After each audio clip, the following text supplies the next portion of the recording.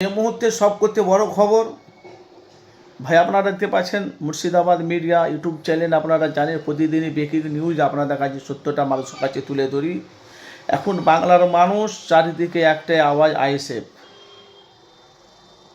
এই আইএসএফ দলটাকে মজবুত করতে গেলে কিছু দল তৃণমূল থেকে কিছু কর্মীগুলো বাদ গেছে, তারা অন্য দলে গেছে, তারা দল থেকে তারা বঞ্চিত হয়েছে।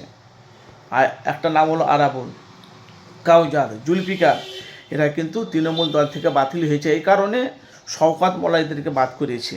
কিন্তু এখন নওশাদ সিদ্দিকীর হাতকে মজবুত করার জন্য ওই সব দলগুলোকে দরকার।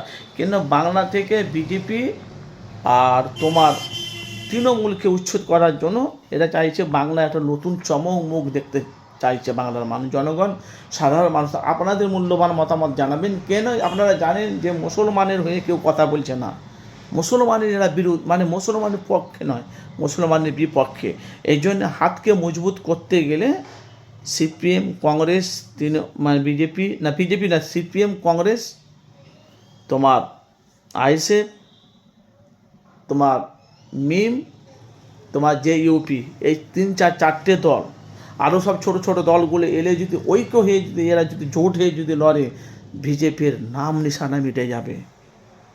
কিন্তু আরাবুল কি আইএসএফে আসবে সেটা আপনাদের মতামত জানি। যদি আইএসএফে চলে আসে, একদিকে আরাবুল আর একদিকে নওশাদ সিদ্দিকী, আইএসএফের হয়ে যদি ভোট প্রচারে যদি এলাকার ইলেকশনে যদি প্রার্থী হয়ে যায়, ভোট দিয়ে দেয়, ভোটে যদি দাঁড়ায়, দেখবেন সারা লক্ষ লক্ষ মানুষ তারা দেখবেন আইএসএফকে দু হাত ভরে চলে। এখানে নওশাদ সিদ্দিকীর টার্গেট বিজেপি আর তৃণমূল।